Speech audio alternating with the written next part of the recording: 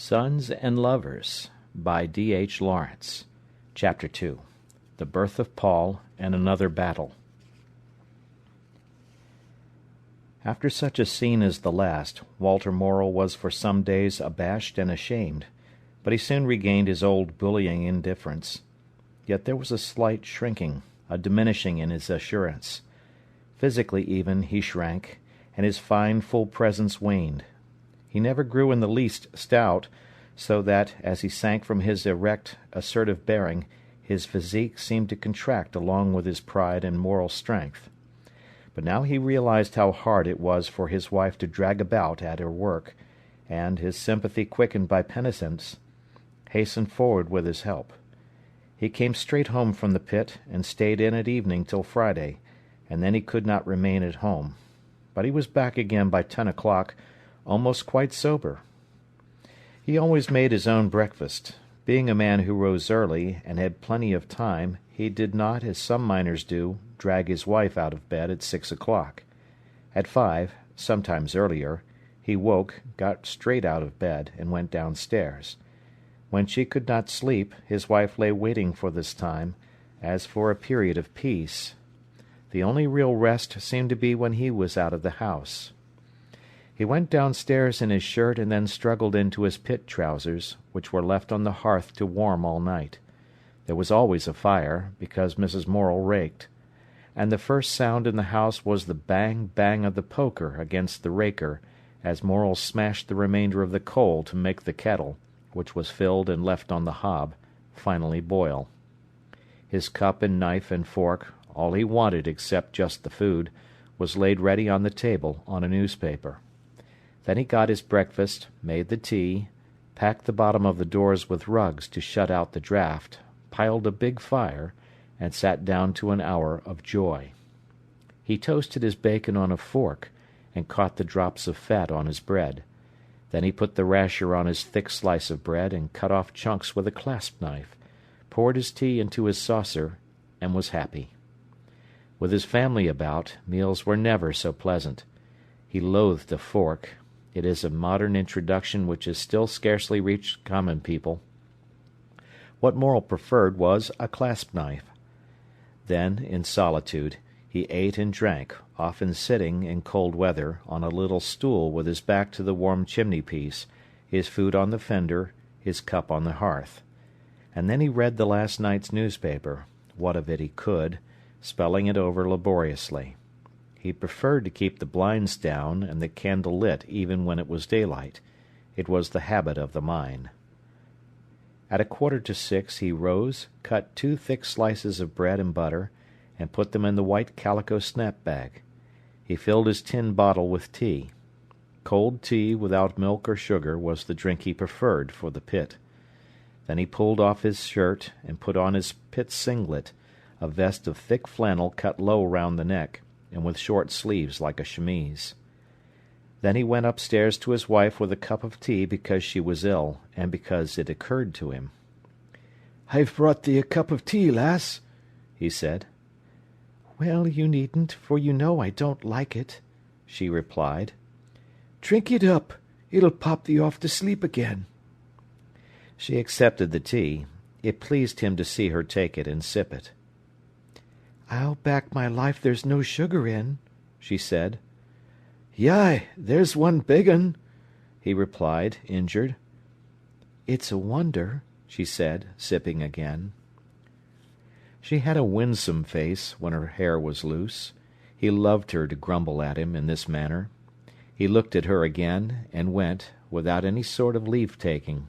He never took more than 2 slices of bread and butter to eat in the pit, so an apple or an orange was a treat to him. He always liked it when she put one out for him.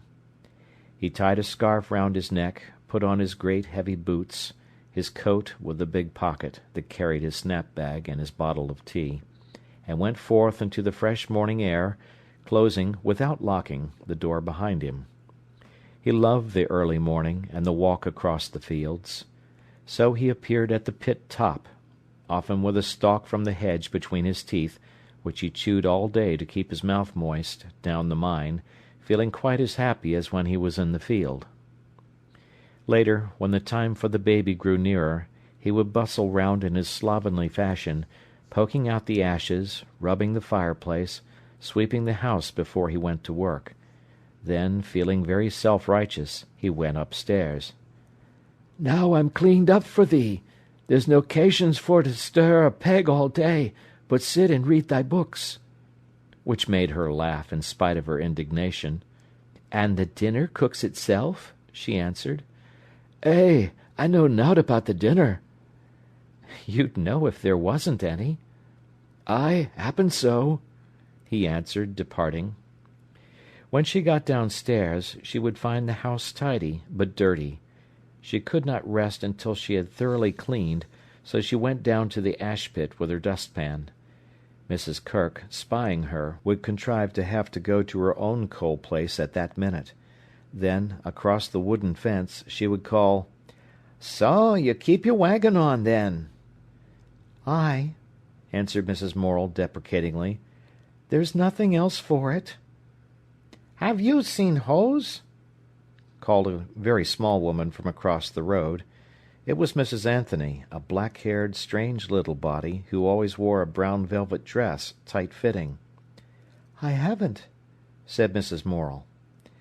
I wish he'd come. I've got a copperful of clothes, and I'm sure I heard his bell." "Hark! He's at the end." The two women looked down the alley. At the end of the Bottoms a man stood in a sort of old-fashioned trap, bending over bundles of cream-coloured stuff, while a cluster of women held up their arms to him, some with bundles. Mrs. Anthony herself had a heap of creamy undyed stockings hanging over her arm. "I've done 10 dozen this week," she said proudly to Mrs. Morel. "Tst!" went the other. "I don't know how you can find time." "Eh?" said Mrs. Anthony. "You can find time if you make time." "I don't know how you do it," said Mrs. Morel. "And how much shall you get for those many?" "Twopence halfpenny the dozen," replied the other. "Well," said Mrs. Morel, "I'd starve before I'd sit down and seam 24 stockings for twopence halfpenny." "Oh, I don't know," said Mrs. Anthony. "You can rip along with 'em." Hose was coming along, ringing his bell. Women were waiting at the yard ends with their seamed stockings hanging over their arms. The man, a common fellow, made jokes with them, tried to swindle them, and bullied them. Mrs. Morel went up her yard disdainfully. It was an understood thing that if one woman wanted her neighbour, she should put the poker in the fire and bang at the back of the fireplace, which, as the fires were back to back, would make a great noise in the adjoining house.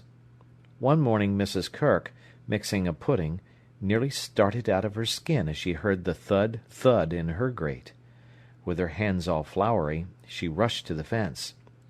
"Did you knock, Mrs. Morel?" "If you wouldn't mind, Mrs. Kirk." Mrs. Kirk climbed on to her copper, got over the wall on to Mrs. Morel's copper, and ran in to her neighbour. "Eh, dear, how are you feeling?" she cried in concern. "You might fetch Mrs. Bower," said Mrs. Morel. Mrs. Kirk went into the yard, lifted up her strong, shrill voice, and called, "Aggie! Aggie!"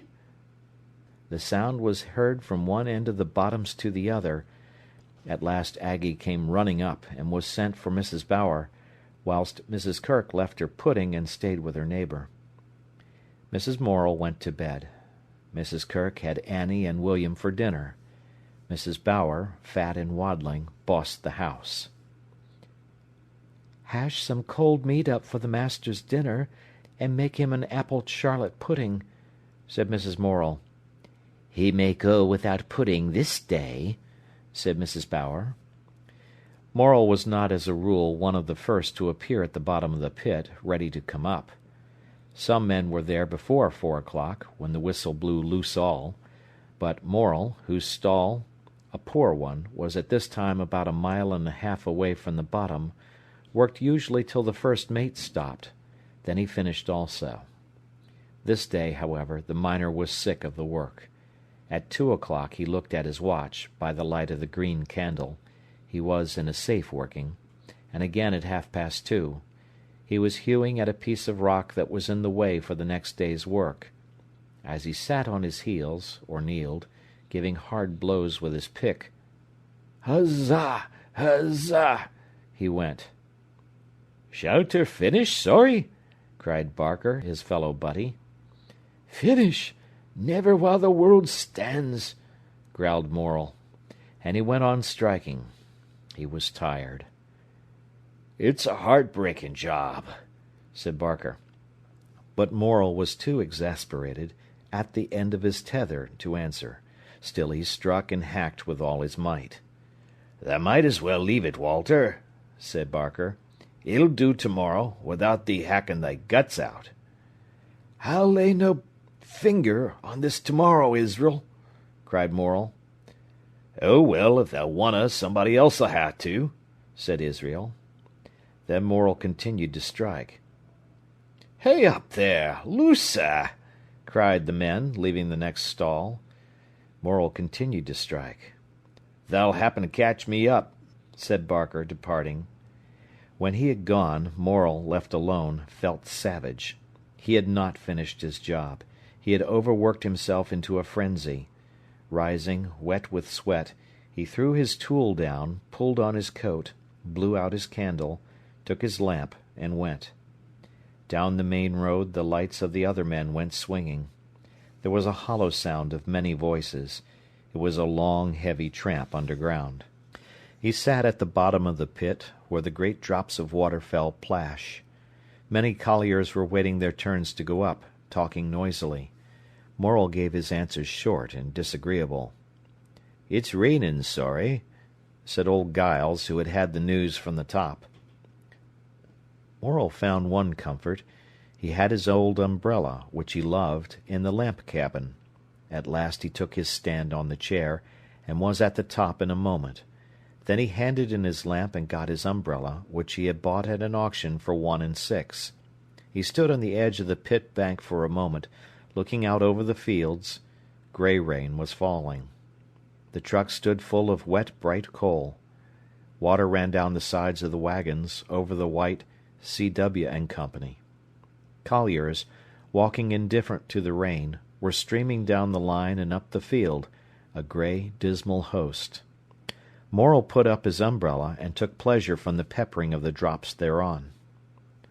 All along the road to Bestwood the miners tramped, wet and grey and dirty, but their red mouths talking with animation. Morel also walked with the gang, but he said nothing. He frowned peevishly as he went. Many men passed into the Prince of Wales or into Ellen's. Morel, feeling sufficiently disagreeable to resist temptation, trudged along under the dripping trees that overhung the park wall, and down the mud of Greenhill Lane. Mrs. Morel lay in bed, listening to the rain, and the feet of the colliers from Minton, their voices, and the bang-bang of the gates as they went through the stile up the field. "There's some herb beer behind the pantry door," she said. "The master'll want a drink if he doesn't stop." But he was late, so she concluded he had called for a drink, since it was raining. What did he care about the child or her? She was very ill when her children were born. "What is it?" she asked, feeling sick to death. "A boy!" And she took consolation in that. The thought of being the mother of men was warming to her heart. She looked at the child. It had blue eyes and a lot of fair hair, and was bonny. Her love came up hot, in spite of everything. She had it in bed with her. Morel, thinking nothing, dragged his way up the garden path, wearily and angrily. He closed his umbrella, and stood it in the sink. Then he sluthered his heavy boots into the kitchen. Mrs. Bower appeared in the inner doorway. "Well," she said, "she's about as bad as she can be. It's a boy-child." The miner grunted, put his empty snap-bag and his tin bottle on the dresser, went back into the scullery and hung up his coat, then came and dropped into his chair. "Han you got a drink?" he asked. The woman went into the pantry. There was heard the pop of a cork. She set the mug with a little disgusted rap on the table before Morel.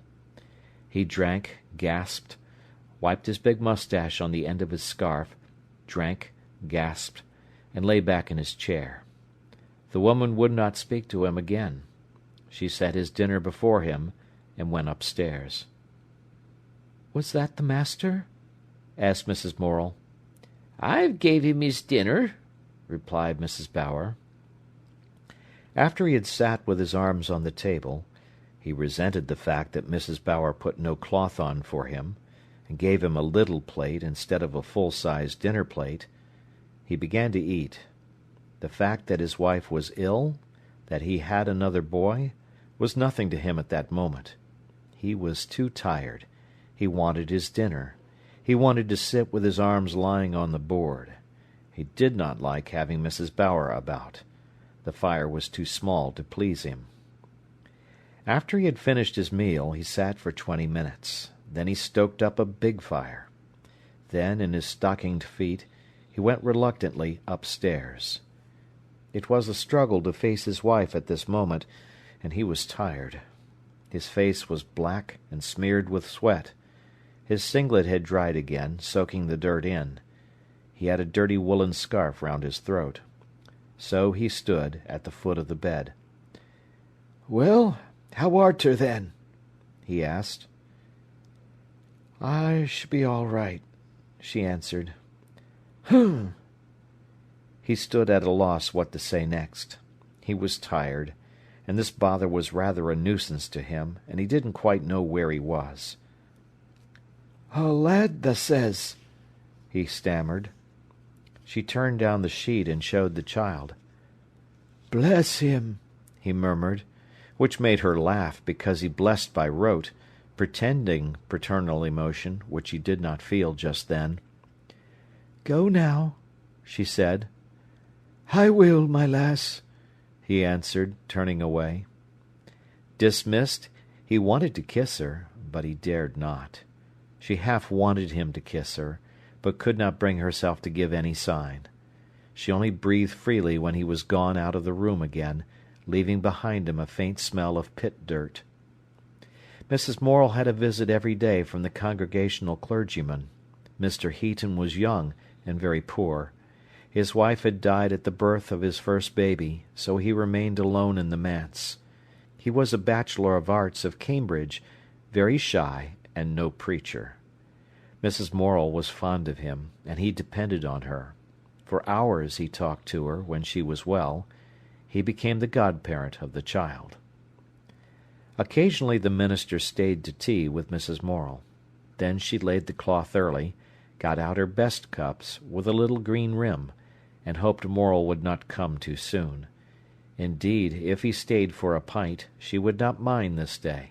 She had always 2 dinners to cook, because she believed children should have their chief meal at midday, whereas Morel needed his at 5 o'clock.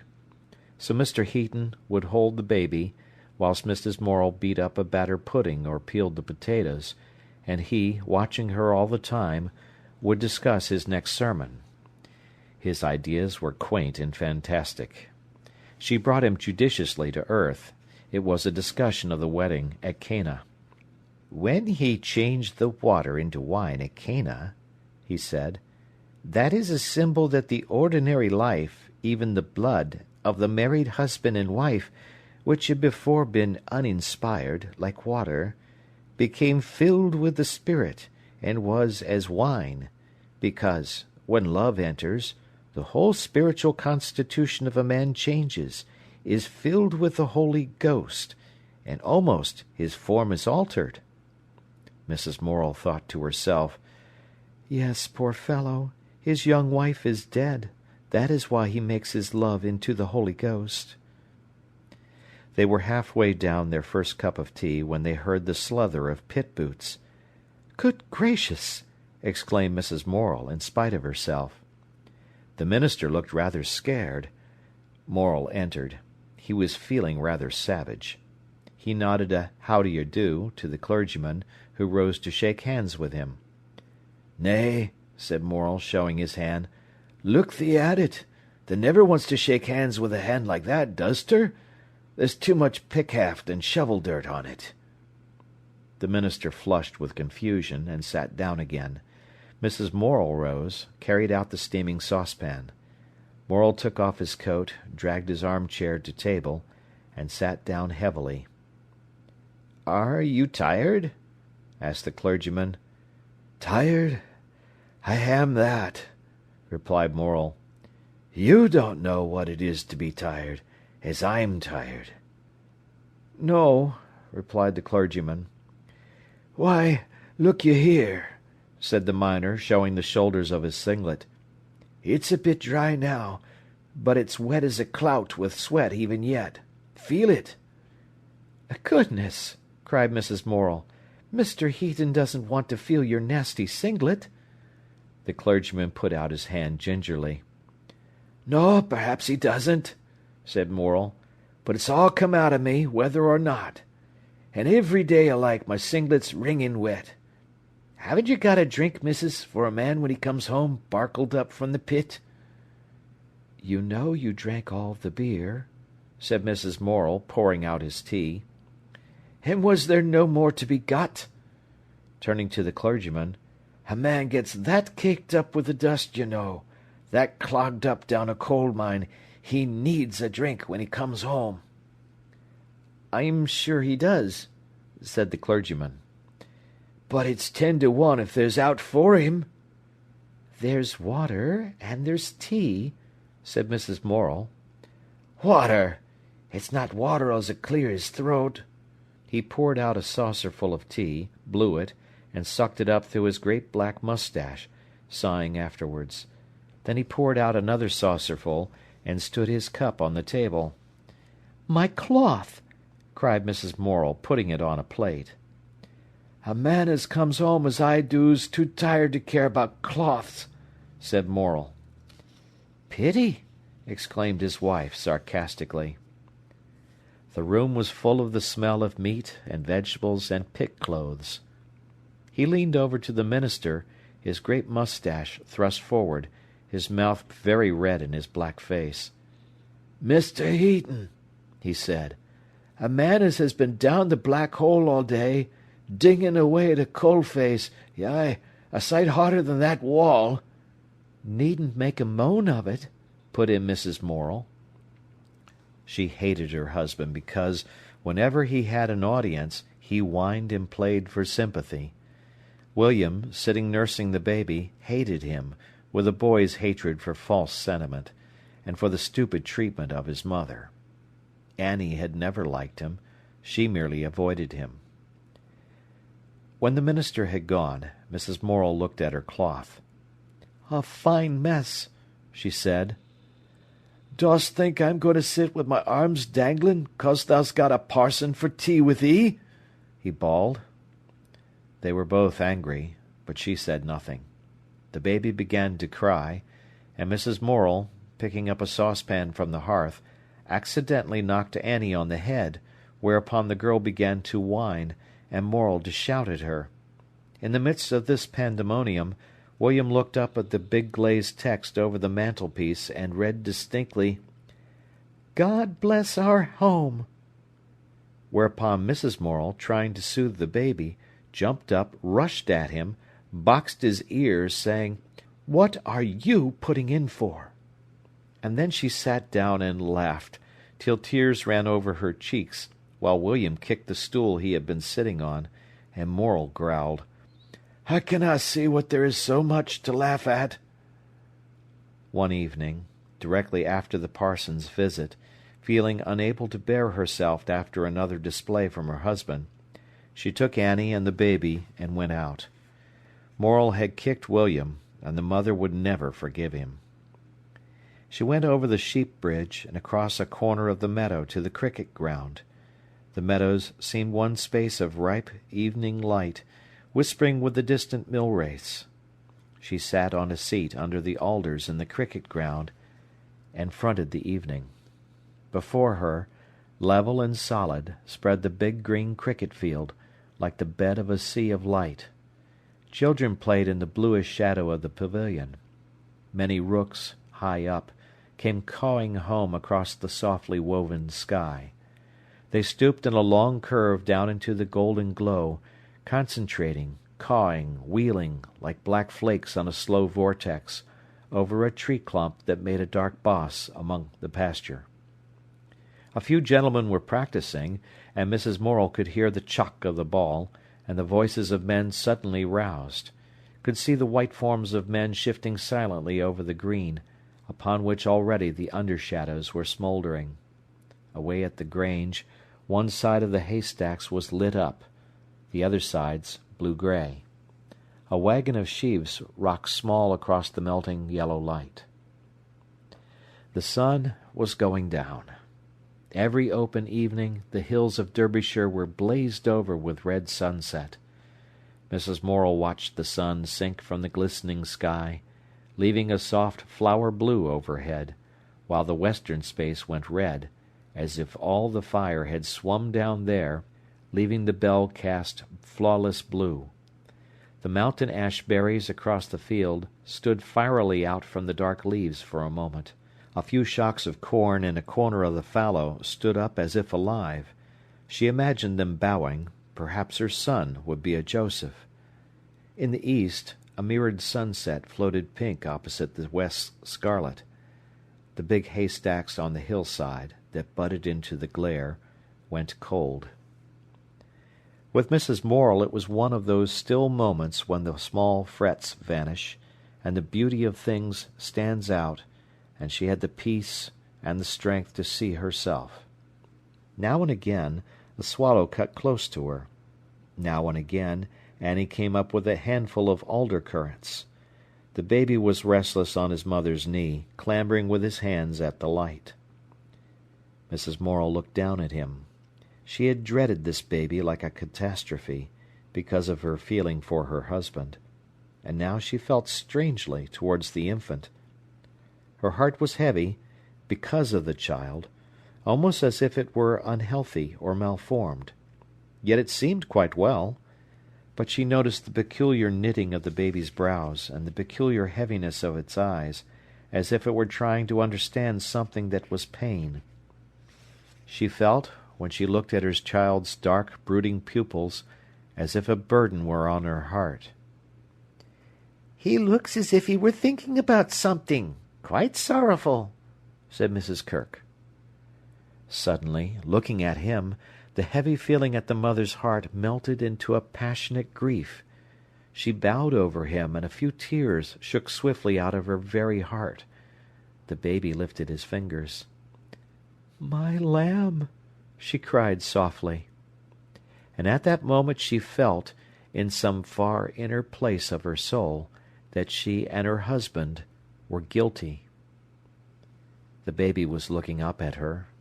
It had blue eyes like her own, but its look was heavy, steady, as if it had realized something that had stunned some point of its soul. In her arms lay the delicate baby. Its deep blue eyes, always looking up at her unblinking, seemed to draw her innermost thoughts out of her. She no longer loved her husband. She had not wanted this child to come, and there it lay in her arms and pulled at her heart. She felt as if the navel string that had connected its frail little body with hers had not been broken. A wave of hot love went over her to the infant. She held it close to her face and breast. With all her force, with all her soul, she would make up to it for having brought it into the world unloved. She would love it all the more now it was here, carry it in her love. Its clear, knowing eyes gave her pain and fear. Did it know all about her? When it lay under her heart, had it been listening then? Was there a reproach in the look? She felt the marrow melt in her bones with fear and pain.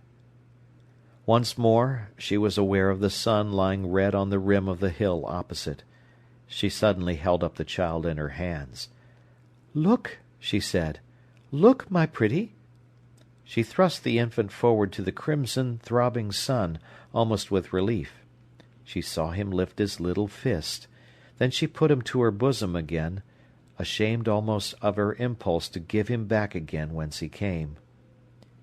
"If he lives," she thought to herself, "what will become of him? What will he be?" Her heart was anxious. "I will call him Paul," she said suddenly, she knew not why. After a while she went home. A fine shadow was flung over the deep green meadow, darkening all. As she expected, she found the house empty. But Morel was home by 10 o'clock, and that day, at least, ended peacefully. Walter Morel was, at this time, exceedingly irritable. His work seemed to exhaust him. When he came home, he did not speak civilly to anybody. If the fire were rather low, he bullied about that.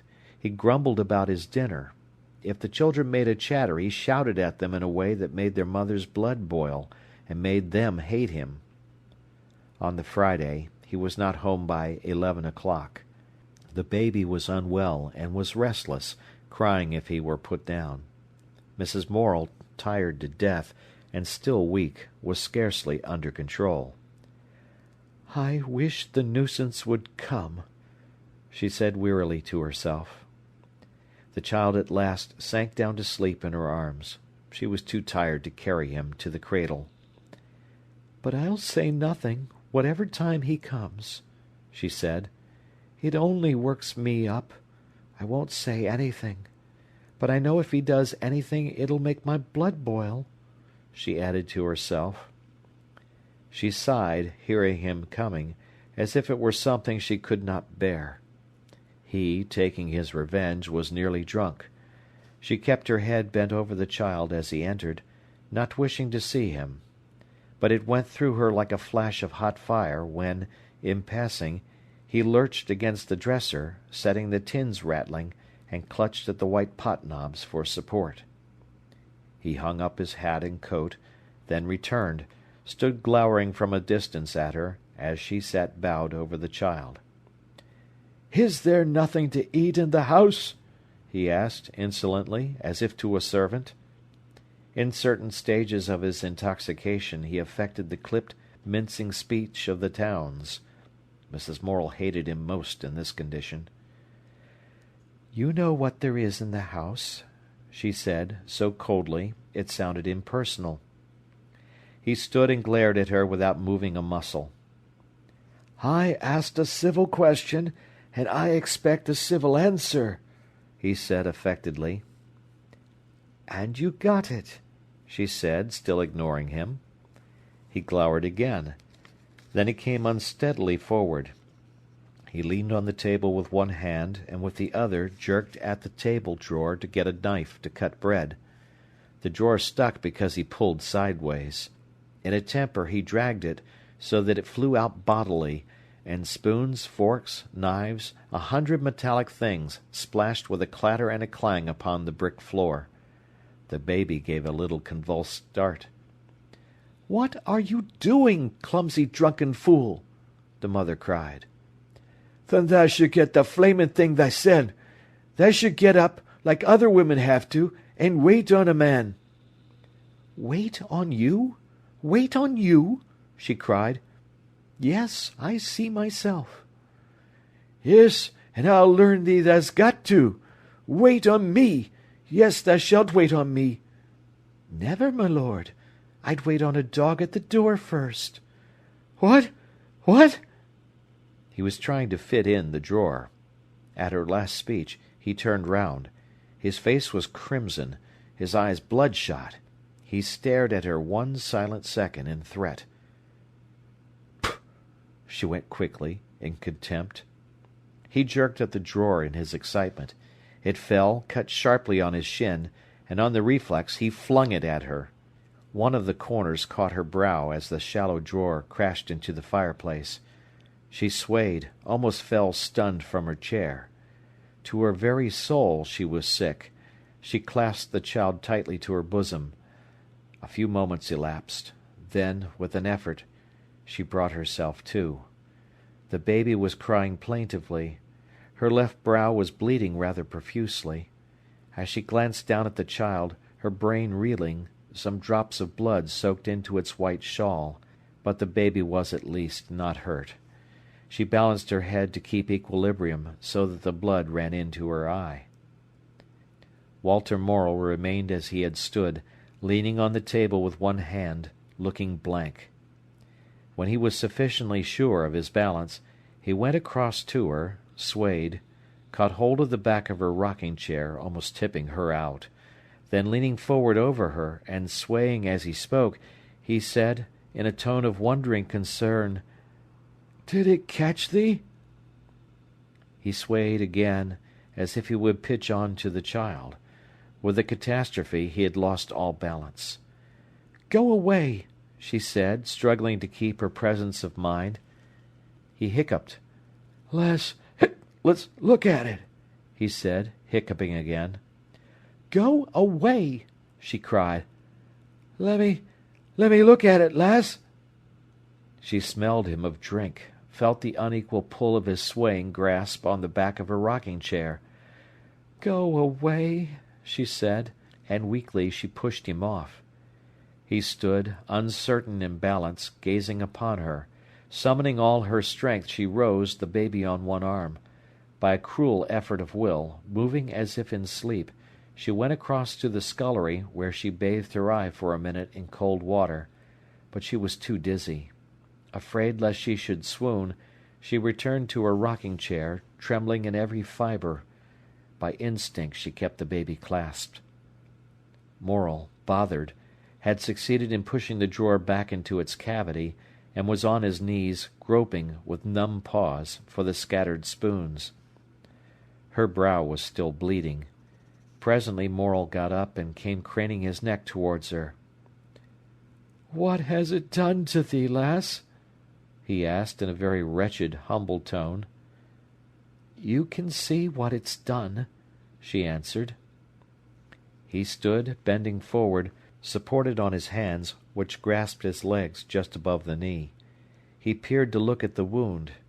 She drew away from the thrust of his face with its great moustache, averting her own face as much as possible. As he looked at her, who was cold and impassive as stone, with mouth shut tight, he sickened with feebleness and hopelessness of spirit. He was turning drearily away, when he saw a drop of blood fall from the averted wound into the baby's fragile, glistening hair. Fascinated, he watched the heavy, dark drop hang in the glistening cloud, and pull down the gossamer. Another drop fell. It would soak through to the baby's scalp. He watched, fascinated, feeling it soak in. Then finally his manhood broke. "What of this child?" was all his wife said to him, but her low, intense tones brought his head lower. She softened. "Get me some wadding out of the middle drawer," she said. He stumbled away very obediently, presently returning with a pad, which she singed before the fire, then put on her forehead, as she sat with the baby on her lap. "Now that clean pit scarf." Again he rummaged and fumbled in the drawer, returning presently with a red, narrow scarf. She took it, and with trembling fingers proceeded to bind it round her head. "Let me tie it for thee," he said humbly. "I can do it myself," she replied. When it was done she went upstairs, telling him to rake the fire and lock the door. In the morning Mrs. Morel said, "I knocked against the latch of the coal place when I was getting a raker in the dark, because the candle blew out." Her two small children looked up at her with wide, dismayed eyes. They said nothing, but their parted lips seemed to express the unconscious tragedy they felt. Walter Morel lay in bed next day until nearly dinner-time. He did not think of the previous evening's work. He scarcely thought of anything, but he would not think of that. He lay and suffered like a sulking dog. He had hurt himself most, and he was the more damaged because he would never say a word to her or express his sorrow. He tried to wriggle out of it. "It was her own fault," he said to himself. Nothing, however, could prevent his inner consciousness inflicting on him the punishment which ate into his spirit like rust, and which he could only alleviate by drinking. He felt as if he had not the initiative to get up, or to say a word, or to move, but could only lie like a log. Moreover, he had himself violent pains in the head. It was Saturday. Towards noon he rose, cut himself food in the pantry, ate it with his head dropped, then pulled on his boots and went out, to return at 3 o'clock slightly tipsy and relieved, then once more straight to bed. He rose again at 6 in the evening, had tea, and went straight out. Sunday was the same. Bed till noon, the Palmerston Arms till 2:30, dinner and bed, scarcely a word spoken. When Mrs. Morel went upstairs towards 4 o'clock to put on her Sunday dress, he was fast asleep. She would have felt sorry for him if he had once said, "Wife, I'm sorry." But no, he insisted to himself it was her fault, and so he broke himself, so she merely left him alone. There was this deadlock of passion between them, and she was stronger. The family began tea. Sunday was the only day when all sat down to meals together. "Isn't my father going to get up?" asked William. "Let him lie," the mother replied. There was a feeling of misery over all the house. The children breathed the air that was poisoned, and they felt dreary. They were rather disconsolate, did not know what to do, what to play at. Immediately Morel woke, he got straight out of bed. That was characteristic of him all his life. He was all for activity. The prostrated inactivity of 2 mornings was stifling him. It was near 6 o'clock when he got down. This time he entered without hesitation, his wincing sensitiveness having hardened again. He did not care any longer what the family thought or felt. The tea things were on the table. William was reading aloud from The Child's Own. Annie listening and asking eternally, "Why?"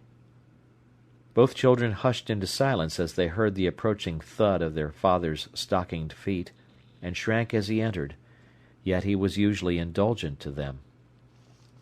Morel made the meal alone, brutally. He ate and drank more noisily than he had need. No one spoke to him. The family life withdrew, shrank away, and became hushed as he entered. But he cared no longer about his alienation. Immediately he had finished tea, he rose with alacrity to go out. It was this alacrity, this haste to be gone, which so sickened Mrs. Morel.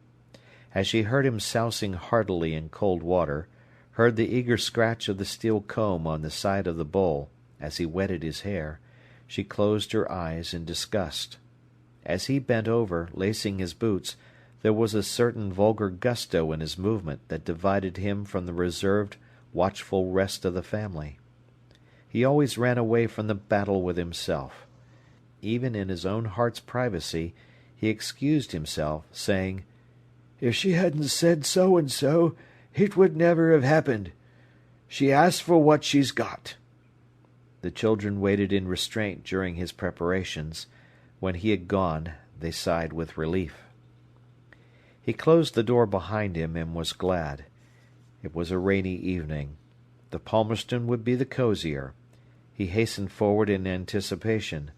All the slate roofs of the bottoms shone black with wet. The roads, always dark with coal dust, were full of blackish mud. He hastened along. The Palmerston windows were steamed over. The passage was paddled with wet feet. But the air was warm, if foul, and full of the sounds of voices and the smell of beer and smoke. "What shalt have, Walter?" cried a voice, as soon as Morel appeared in the doorway. "Oh, Jim, my lad, wherever has thee sprung from?" The men made a seat for him, and took him in warmly.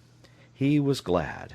In a minute or two they had thawed all responsibility out of him, all shame, all trouble, and he was clear as a bell for a jolly night. On the Wednesday following, Morel was penniless. He dreaded his wife. Having hurt her, he hated her. He did not know what to do with himself that evening, having not even twopence with which to go to the Palmerston, and being already rather deeply in debt. So, while his wife was down in the garden with the child, he hunted in the top drawer of the dresser where she kept her purse, found it, and looked inside. It contained a half-crown, 2 halfpennies, and a sixpence. So he took the sixpence, put the purse carefully back, and went out. The next day, when she wanted to pay the greengrocer, she looked in the purse for her sixpence, and her heart sank to her shoes. Then she sat down and thought, was there a sixpence?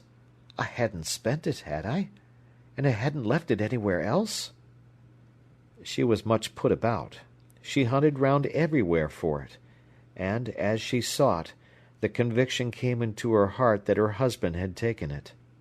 What she had in her purse was all the money she possessed, but that he should sneak it from her thus was unbearable.